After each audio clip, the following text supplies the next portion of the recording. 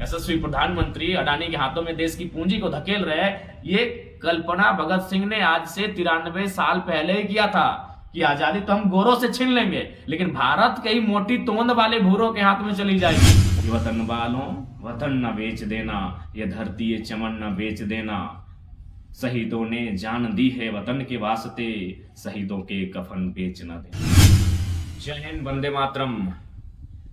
लिख रहा हूं अपने लहू से आगाज, जिसका कल अंजाम आएगा।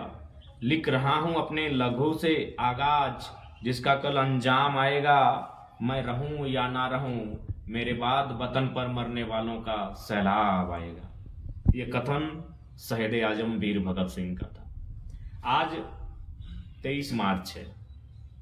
जैसा कि हमने इतिहास में पढ़ा है और इस देश का इतिहास रहा है, 23 मार्च सन 1931 को आज ही के दिन रात्रि वेला में शहीद आजम वीर भगत सिंह, उनके साथी वीर सुखदेव, वीर राजगुरु को फांसी के फंदे पर चढ़ाया गया था। अंग्रेजी हुकूमत डोल रही थी भगत सिंह, राजगुरु, सुखदेव की वीरता से, और अंग्रेजी हुकूमत ने कायराना हरकत करते हुए, बिल्कुल चूंकि फांसी का इतिहास रहा है, आज भी फांसी सुबह 5 बजे भोर दी जाती है, लेकिन शायद संभवतः उस समय पहली बार ऐसा हुआ होगा कि रात के अंधेरे में तीनों महावीर, तीनों सूरवीर, तीनों क्रांतिवीर को फांसी दिया गया था। तो आज पूरा राष्ट्र तीन वीरों को, शहीद भगत सिंह, राजगुरु, सुखदेव को याद करता है, नमन करता है। लेकिन केवल याद करने और नमन करने से नहीं होगा, क्योंकि आज भी फेसबुक और ट्विटर में उन्हें नमन करने वाले, उन्हें श्रद्धांजलि देने वालों की संख्या लाखों नहीं करोड़ों में होगी। लेकिन क्या फेसबुक और ट्विटर तक भगत सिंह सीमित रहेंगे, या भगत सिंह के विचार, उनके आदर्श गांव तक जाने चाहिए, खेत खलिहानों तक जाने चाहिए, गांव की पगडंडियों के पार जाने चाहिए? क्योंकि ये भगत सिंह ही कहते थे कि इस देश में असली आजादी उस दिन आएगी जब खेतों में काम करने वाला किसान और फैक्ट्रियों में काम करने वाला मजदूर क्रांति के महत्व को समझेगा और क्रांति में भाग लेगा। तो कम से कम मजदूरों तक तो भगत सिंह के विचार जाने चाहिए, किसानों तक तो कम से कम भगत सिंह के प्रासंगिक है कि 23 साल का एक नौजवान किस प्रकार दर्शन को तरह भविष्यवाणियां करता है, चर्चा करता है। लेकिन आज भगत सिंह के विचार डीपी तक सीमित रह रहे हैं। आज भगत सिंह की युवा पीढ़ी, क्योंकि भगत सिंह युवा थे, और भारतवर्ष के युवाओं से पूछा जाए आपके पसंदीदा फ्रीडम फाइटर कौन है, बिना किसी विवाद के पहला नाम भगत सिंह का आएगा। लेकिन केवल उन्हें फ्रीडम फाइटर हम ओपिनियन पोल में और वोटिंग में मानने से होगा, या फिर ग्राउंड में लेकर आना होगा? यदि ग्राउंड में लेकर आना होगा तो बताइए, आज के युवा इलेक्टोरल बॉन्ड पर चुप है, आज के युवा पे चुप है, आज के युवा भ्रष्टाचार। तो ये भगत सिंह का भारत नहीं था।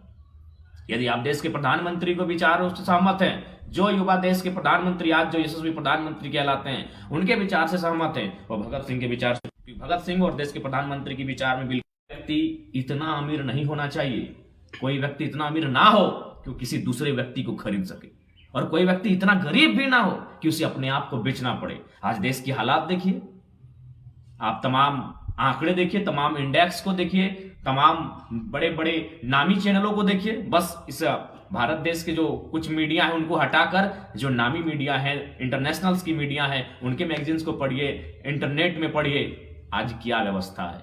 आज हंसते जंगल को पढ़िए, एक अडानी को खुश करने के लिए कई हजार दिया। तो ये भगत सिंह का भारत नहीं था। भगत सिंह गरीब भी ना हो कि अपने आप को बेचना पड़े। आज तो ये सामने है। आज 1% लोगों के पास में भारत देश की आधी संपत्ति, आधी सत्ता, आधा सब कुछ 1% आदमी के पास, बाकी 50% जो बचा है आधा, उसमें 99% लोग संघर्ष कर रहे हैं। और आप और हम युवा हम कह रहे हैं कि भगत सिंह हमारे आदर्श है। अगर हमारे आदर्श भगत सिंह है तो ऐसे प्रधानमंत्री, ऐसे नहीं, मैं एक का नाम नहीं, जो भी पूंजीवाद को समर्थन करते हैं, जो देश में महंगाई पर चुप हैं, युवाओं को सोचना होगा कि अगर भगत सिंह आदर्श हैं तो प्रधानमंत्री से सवाल करना होगा। ठीक है, प्रधानमंत्री को मानिए, लेकिन एक सवाल बनता है उनसे पलटकर कि आपको हमने सत्ता किस लिए दिया था? इंडिया पाकिस्तान के लिए, मंदिर मस्जिद के लिए, या फिर भगत सिंह के विचारों का भारत बनाने के लिए? भगत सिंह का विचार यानी अंतिम व्यक्ति तक, किसान तक, खेत खलिहान तक, गांव तक, वहां विकास की किरण पहुंचे, अंतिम व्यक्ति तक विकास की किरण पहुंचे। आज कहां है अंतिम व्यक्ति? उनका एक कोटेशन याद आता है कि यदि हम आजादी मान के चलिए, आजादी हम अंग्रेजों से छीन भी लिए, लेकिन वह आजादी अगर कुछ गोरों से छीनने के बाद भारत कहीं भूरों के हाथों में चला जाए तो क्या होगा फिर। ये भगत सिंह की चिंता आज 1931, आज है 2024, यानी लगभग चिंता किया था जो अडानी, यशस्वी प्रधानमंत्री अडानी के हाथों में देश की पूंजी को धकेल रहे हैं। ये कल्पना भगत सिंह ने आज से 93 साल पहले ही किया था कि आजादी तो हम गोरों से छीन लेंगे, लेकिन भारत कई मोटी तोंद वाले भूरों के हाथ में चली जाएगी। उनके कहने का मतलब है 10% अमीरों के हाथों में चली जाएगी। आज सामने है, आज सामने है। आज आप उस चीज से भाग नहीं सकते हैं, आज आप उस चीज से बिल्कुल भाग नहीं सकते हैं। आज हम इसलिए खुश हो जाते हैं, विशेषकर युवा पीढ़ी, इसलिए हम खुश हो जाते हैं कि रेहाना को किसी ने नचवा दिया, लेकिन 74 करोड़ रुपया असूला था साथियों, 74 करोड़ रुपया असूली किया था रेहाना ने। अभी किस देश में, जिस देश में 36 लाख लोग इलाज के अभाव में मर जाते हैं, और आप और हम कहते हैं हम भगत सिंह को मानते हैं, सवाल भी नहीं कर पाते हैं। भगत सिंह पहला काम सवाल करते थे कि बिना तर्क किए, बिना बहस किए किसी की बात को मानना एक प्रकार की गुलामी है। ना आपने तर्क किया, ना आपने बहस किया, आज आपने स्वीकार कर लिया। इसलिए मैं स्पष्ट कहूंगा, यदि जो आज वर्तमान परिस्थितियों में होने के बाद भी अगर देश के प्रधानमंत्री से सवाल किए बिना उनका समर्थन करते हैं, मैं ये नहीं कह रहा हूं समर्थन ना कीजिए, लेकिन सवाल किए बिना अगर आज देश के प्रधानमंत्री का लोग समर्थन करते हैं, वो भगत सिंह के विचारों के नहीं हो सकते हैं। क्योंकि भगत सिंह का विचार था कि कोई व्यक्ति इतना अमीर ना हो कि किसी आदमी को खरीद ले, और कोई इतना गरीब भी ना हो कि अपने आप को बेचना पड़े। आज देश मुल्क के हालात को देखिए, किसी के पास पैसा है तो अगला को अपने घर में बंधुआ मजदूर बना के रखा है, और किसी के पास पैसा नहीं है तो अपने आप को किसी अमीर के घर में जाके बंधुआ मजदूर बनाकर बैठा है, उसके घर में अपने आप को एक गुलाम की तरह जीवन यापन कर रहा है। ये परिस्थितियां और ये सच्चाई है भारत की। इसलिए आज भगत सिंह की वो सोच, उनकी विचार आज भी प्रासंगिक है। आज जो 93-94 साल पहले जो भगत सिंह ने चिंता जताई थी इस राष्ट्र को लेकर, वह चिंता आज सत्य साबित होती दिख रही है। आज किसानों की आत्महत्या, छात्रों की आत्महत्या, आज देश में बढ़ती हुई बेरोजगारी, देश में बढ़ती हुई भुखमरी कहीं ना कहीं भगत सिंह की उस चिंता को आज चरितार्थ कर रही है। इसलिए आज भगत सिंह के सपनों का भारत तभी साकार होगा जब समानता की बात होगी, समानता, सामाजिक न्याय की बात होगी। सामाजिक न्याय कहने का तात्पर्य है कि एक व्यक्ति के अरबपति होने से अच्छा है 100 लोग करोड़पति बने, उसे सामाजिक न्याय कहते हैं। जब इस प्रकार की विचारधारा स्थापित होगी, सामाजिक न्याय स्थापित होगा, तभी भगत सिंह के सपनों का भारत साकार होगा। नहीं तो भगत सिंह वही 23 मार्च को हमारे फेसबुक की डीपी में दिखेंगे, हमारे फेसबुक के पोस्ट में दिखेंगे, हमारे इंस्टाग्राम की स्टोरी में दिखेंगे, हमारे व्हाट्सएप की स्टोरी में भगत सिंह दिखेंगे 23 मार्च को। हर साल 23 मार्च को दिखेंगे भगत सिंह, लेकिन हर साल 23 मार्च को नहीं, हर एक दिन भगत सिंह दिखना चाहिए। इस हर गांव में, हर चौक चौराहों में भगत सिंह दिखना चाहिए, क्योंकि आज भगत सिंह के विचार आज भी प्रासंगिक हैं। आज जो 93 साल पहले उन्होंने जो चिंता जताई थी इस देश की हालात को लेकर, इस मुल्क के स्थिति को लेकर, आज जस की तस हमारे सामने है। इसलिए आज हर एक नौजवान को भगत सिंह बनने की आवश्यकता है। आज हर एक नौजवान को भगत सिंह बनकर उनके राह पर चलकर इस राष्ट्र में सामाजिक न्याय, इस राष्ट्र में समाज की समानता को स्थापित करने की आवश्यकता है। कोई भूख से मरता है और कोई करोड़ रुपए अपने बेटे के विवाह में सजावट में लगा देता है। जहां लोग फूल सजाते हैं, लोग पैसे सजाते हैं। यही भारत है, यही भारत है जिसमें आज लाखों लोग शायद प्रतिदिन, महीने में भूख से ग्रसित होते हैं। लाखों लोग, जिस देश में लाखों लोग भूख से ग्रसित होते हैं, उस देश में कोई एक अमीर व्यक्ति अपने बेटे के विवाह में जहां फूल सजाए जाते हैं वहां पैसा सजा दिया जाता है, और हम भगत सिंह के भारत कहते हैं। ये भगत सिंह का भारत नहीं है। भगत सिंह का भारत सामाजिक न्याय पर आधारित है। भगत सिंह का भारत फैक्ट्री में काम करने वाले मजदूर की मुस्कान पर आधारित है। भगत सिंह का भारत खेतों पर काम करने वाले किसान के मुस्कान पर आधारित है। वो है भगत सिंह का भारत। इसलिए आज वास्तव में अगर भगत सिंह को मानते हैं तो भगत सिंह की विचारधाराओं को गांव तक लेकर जाना होगा। हर एक नौजवानों के रक्त में उबाल लाना होगा। वह उबाल सरकार को चुनौती दे सके, वह उबाल यहाँ जो भ्रष्टाचार फैला उस भ्रष्टाचार को चुनौती दे सके, तभी भगत सिंह के सपनों के आधार पर भारत का निर्माण होगा। और अंत में यही कहेंगे, आज जिस प्रकार से दुराचारियों का मनोबल बढ़ा है, अत्याचारियों का मनोबल बढ़ा है, पापियों का मनोबल बढ़ा है, और ऐसी परिस्थिति में हर कोई चाहता है कि भगत सिंह पुनः आए, भगत सिंह दोबारा आए, भगत सिंह फिर से वापस आए। लेकिन दुर्भाग्य और विडंबना है, मेरे घर से नहीं पड़ोसी के घर में भगत सिंह का जन्म हो। मेरे घर में एक कुशल इंजीनियर का, एक कुशल डॉक्टर का, एक कुशल वकील का, एक कुशल अर्निंग करने वाले, लाखों पैसे कमाने वाले शख्सियत का जन्म मेरे घर में हो, ये विचारधारा भारत के लोगों के मन में स्थापित हो चुकी है। पड़ोसी घर में आए भगत सिंह, कोई चिंता नहीं, हम उसका स्वागत करेंगे, ढोल नगाड़े से स्वागत करेंगे, हम उसके लिए फूलों की माला सजाएंगे, बिछाएंगे, हम उसकी जय जयकार करेंगे, लेकिन शर्त है वो पड़ोसी के घर में आए भगत सिंह, मेरे घर में ना आए। मेरे घर में एक कुशल इंजीनियर आए, मेरे घर में कुशल डॉक्टर आए, मेरे घर में कुशल एडवोकेट आए, मेरे घर में कुशल अधिकारी ऑफिसर जन्म ले। भगत सिंह को अगर जन्म लेना है तो पड़ोसी घर में जन्म ले, हम उनकी जय जयकार करेंगे, हम उनका तिलक करेंगे, हम उनका यशगान करेंगे, लेकिन मेरे घर में भगत सिंह ना। ये विडंबना है भारत देश की, इसीलिए अपनी विडंबना में बदलाव करना होगा। जिस दिन यहाँ का हर एक व्यक्ति, हर एक तबका, हर एक लोग, खासकर शोषित, पीड़ित, वंचित लोग, जिस दिन यह ठान ले कि